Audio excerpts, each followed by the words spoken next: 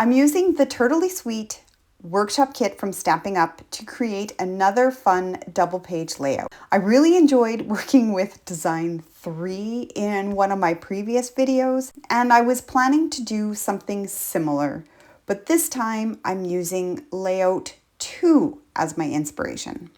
If you missed it, I did a quick walkthrough of what comes in the Turtley Sweet workshop kit, and I'll link that at the end of this video in case you want to check that out. Oh, and before I forget, today's the day I'm drawing for the free stamp set. I also wanted to quickly say I didn't realize how many of my subscribers are from the US, and I'm sorry that I could not include you in this draw. But I am truly appreciative of all your support just the same. So I'm documenting our visit to Magnetic Hill. This was such a fun, quirky stop. You might recognize this photo from my recent craft room tour. I have 6 photos I want to use on this layout. They're all a mix of sizes and shapes, instead of sticking with the standard 4x6 sizes used in the guide. So looking at my photos, there is a lot of bright colors. So I thought the colors from this collection would be perfect. This is the design I'm working with. I really like the idea they used for the base pages with those stacked paper strips, but I can already tell this is going to head in a more my way direction. The original design uses Daffodil Delight as the cardstock base. Now I like yellow, but that's a lot of one color. So I'm swapping it out for Willow White. But if you like the yellow cardstock, feel free to use that instead. One thing I was really drawn to in my photos was the beautiful worn wooden dock. It immediately made me think of the Country Woods DSP. I love combining collections when it helps tell the story and enhance that overall look I'm going for.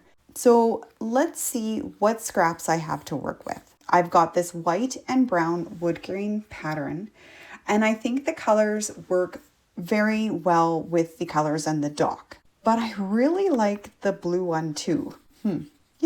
Let's use both.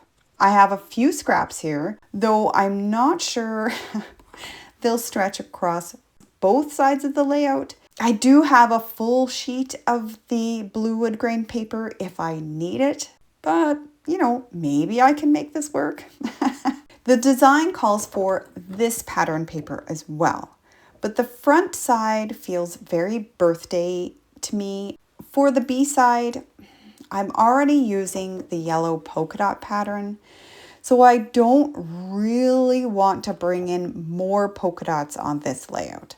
I'm sure I'll have photos that work with this DSP down the road, so I'll just set that aside for another project. I'm thinking there will be 4 different pattern paper strips running across both pieces of cardstock instead of the 3 shown in the original design. I already have most of my pattern papers cut to size since I'm working with scraps. This layout would be a great way to use leftover scraps, or in my case, a mix of different collections together. As I go, I'll decide how long to trim each strip, but I'm planning to stagger the lengths.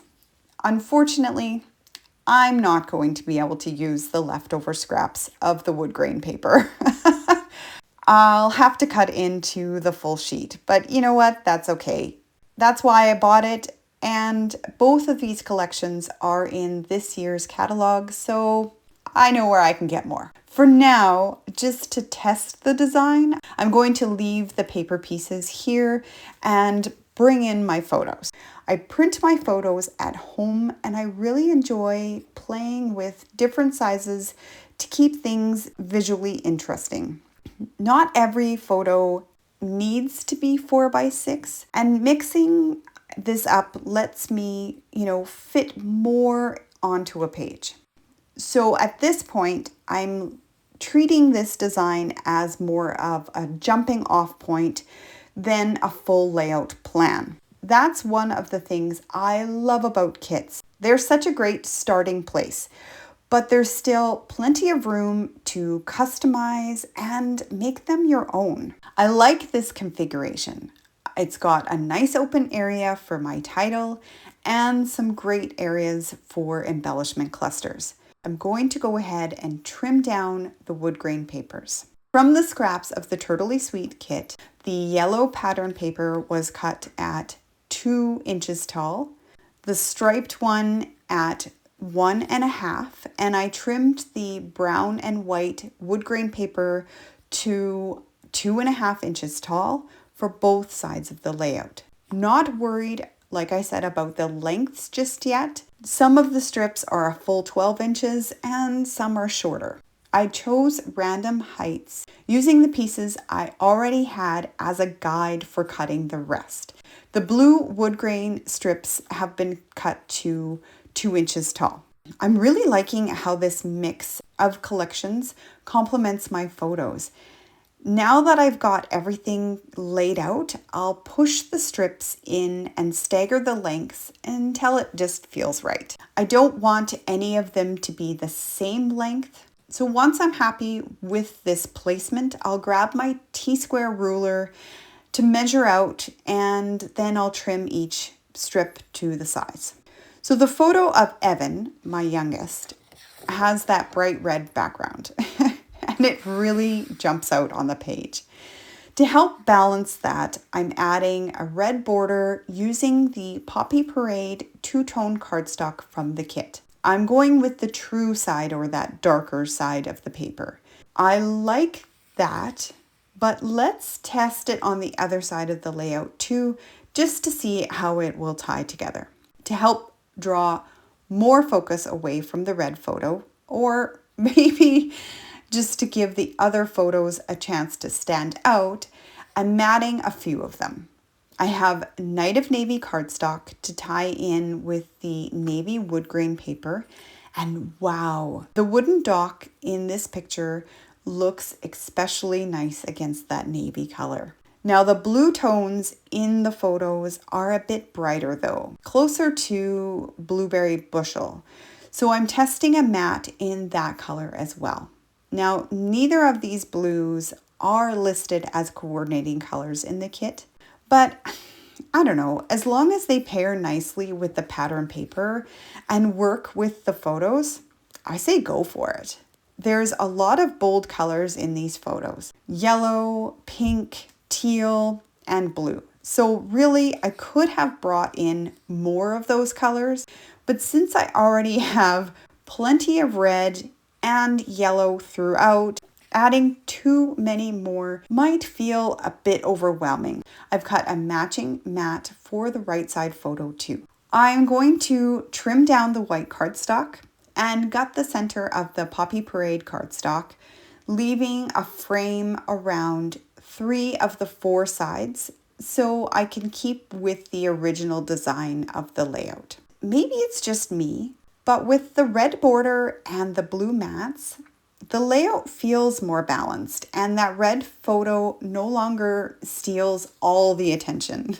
On this day, it was raining pretty much the whole time we were out. Since the wharf was built on a pond, it felt like we were surrounded by water. I thought it would be fun to add some ink smushing to the background to kind of mimic water splatters. First, I marked roughly where my pattern paper strips are sitting, so I know where to add the color.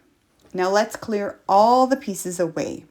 I've got a silicone mat, a piece of plastic packaging from one of my stamp sets, as well as a small spray bottle with water in it. And I'm using Blueberry Bushel ink. These are all items currently sold by Stampin' Up, and I'll have them listed in the description box below if you're interested. But of course, feel free to use whatever you have on hand. I'm gently tapping the ink pad right onto the silicone mat. No, that's probably enough. Then I'll spray a bit of water on top. Ooh, this is going to get messy. Using the plastic, I'm going to smush the ink around, blending in the water with that ink.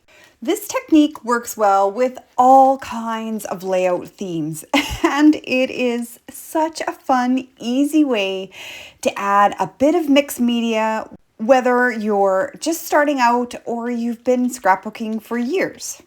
I'm starting in the upper left corner where I'm planning to put the title. Then I'll pull the color down the page. These photos were taken at Magnetic Hill in Moncton, New Brunswick. A friend of mine told us we had to experience this crazy phenomenon. So we added that to the must-see list.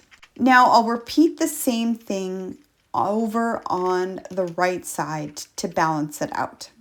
There's a few splatters down near the bottom that I want to blend in a bit more, so I'm adding a little extra ink there. Now I like how this turned out. I may have gotten a little ink happy, but we'll see how it looks once all the layers are back into place. And I definitely have a mess to clean up first, but that was a lot of fun. Now for the title. I'm using the Party Alphabet dies to spell out the word hill. I've used these dies on a few layouts lately, and I'm completely obsessed. Because of their large size, they're really easy to customize in all kinds of ways to suit any theme.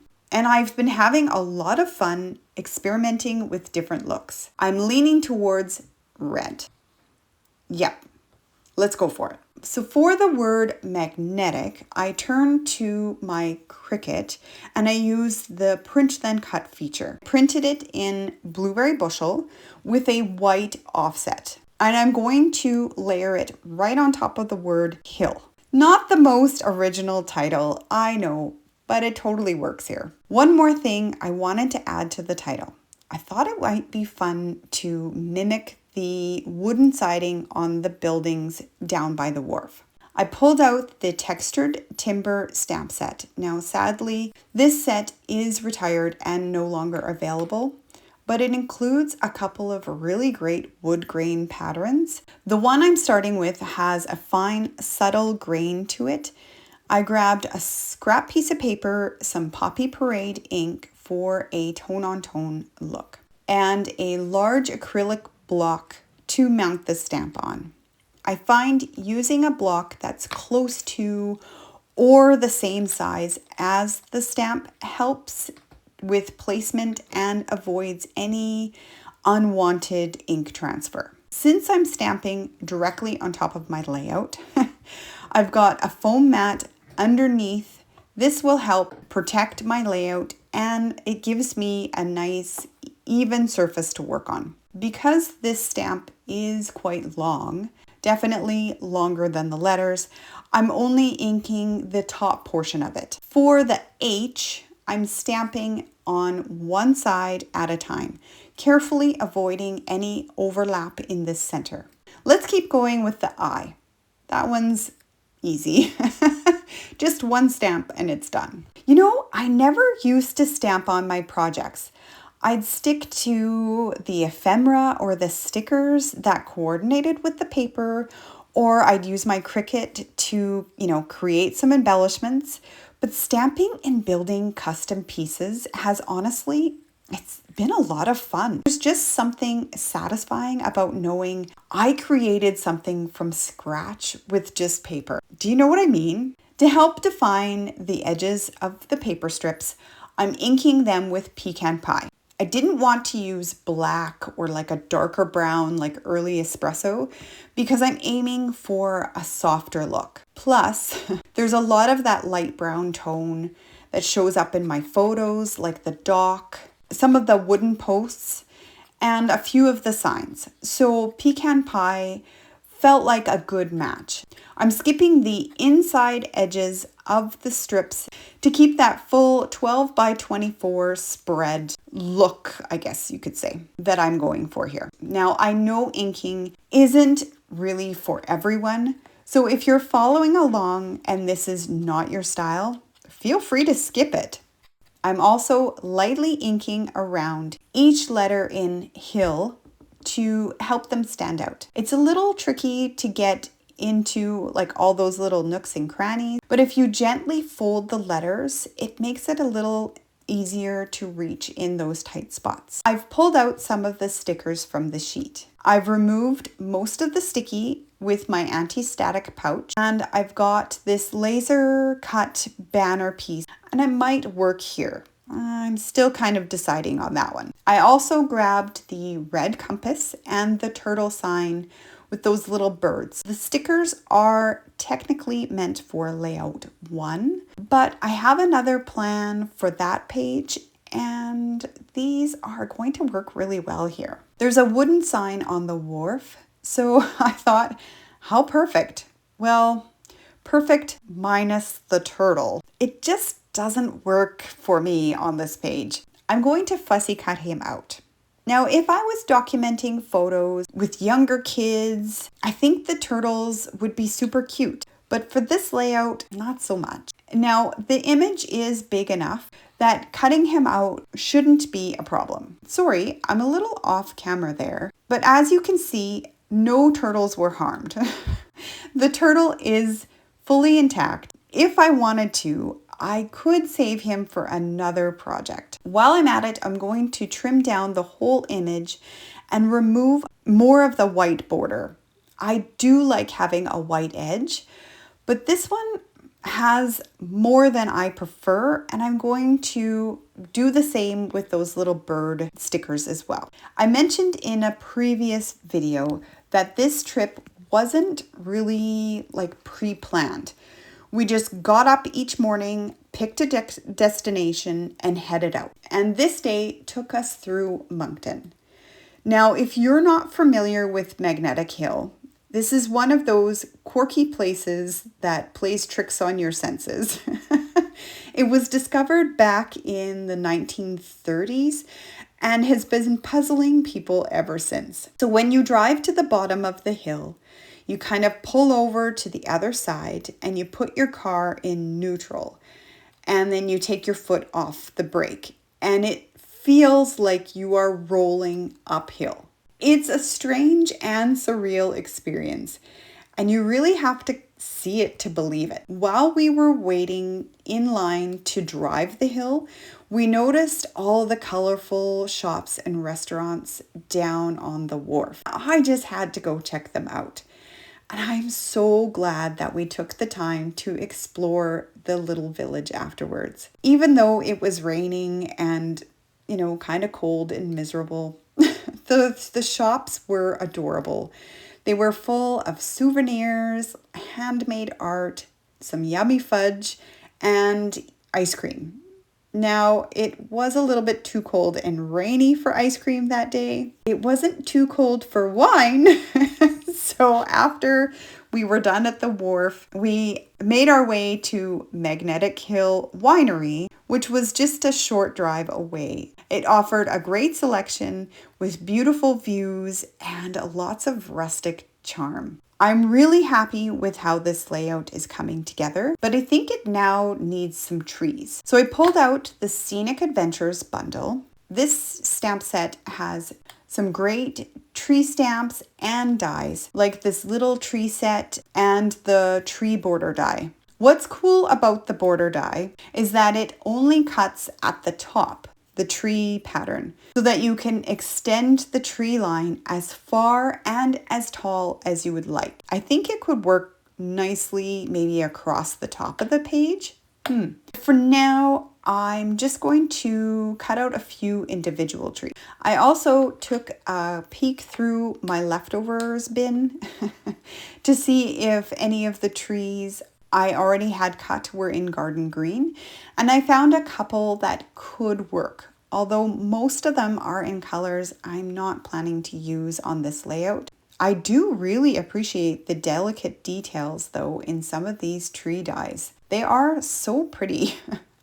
I went ahead and cut out a few trees using the Scenic Adventure dies in both the light and the dark side of garden green, and then I added a few more in the Pretty Peacock to tie in with the sticker colors that I'm using. For the first cluster on the right side, I started with the wooden sign and the red compass to balance out the red in the title. And to create a visual triangle with my clusters, I'm adding another group down on the left side. Maybe 1 or 2 trees there to help those clusters stand out more. I stamped a few log rounds in pecan pie on white cardstock using the textured timber stamps again. Like I had said, this stamp is retired, but it was super popular, so hopefully many of you have this in your stash already. Then I brought in the little red bird to repeat those red tones around the page. Trimming down that white edge made a big difference. And look at that, that already looks better. I ended up cutting a tag out of blueberry bushel cardstock. The tag die was just from my stash. Now you could cut any tag shape or just use a rectangle and snip off the corners to make your own. It adds another touch of that blue from the title and the photo mats. It makes a great landing spot for this cluster. I've decided not to use the laser cut banner piece after all. Now that I've started working with this kit, I really want to use all of it. So I'm sure I'll come up with another layout to use the remaining stickers and die cuts. I couldn't resist. I cut some trees using the tree border die. And I couldn't stop thinking about it once I had mentioned it earlier. This is in the lighter side of the garden green. And how cute is that? I think it adds so much charm. Then I added the little yellow bird from the sticker sheet, and he's perching on top of the wooden sign. While I was looking through my leftovers bin, another tree caught my eye, but it was in the wrong color. So I recreated it using the Frosted Forest bundle, another retired set, definitely a favorite. And I used the darker side of garden green for the top of the tree, and I cut the trunk from pecan pie cardstock. Let's build another cluster beside the title now. I'll add a few more little trees, one in Pretty Peacock and another in the lighter garden green. I love adding verbal details to my layouts. They're such a fun way to help tell the story. I recently picked up the Celebrate Together stamp set and I am loving it. It's full of great title options and little word captions like best friends, vacation vibes, this happened, what a day, holiday fun, and memories. Now you can stamp these, directly onto your layout, or, you can use the coordinating tag stamp to create a little fun detail. I started by stamping the arrow background stamp in Daffodil Delight. Then I stamped the words holiday fun in black over top. That creates a perfect little ledge for the bird to stand on and really finishes off the cluster nicely. Then I used another tag style stamp, again in yellow, and stamped This Happened in black ink. I'll place that in the cluster up by the title to help distribute the yellow across the page. Lastly, I cut an arrow using a die from my stash in the blueberry bushel color, and I'm using it to point to the photo of us coasting backwards up the hill. That was a fun moment. For finishing touches, I'm using the neutral matte dots, just the pecan pie ones. Since there's already a lot of bold color in this layout, using a neutral embellishment helps everything kind of feel more balanced.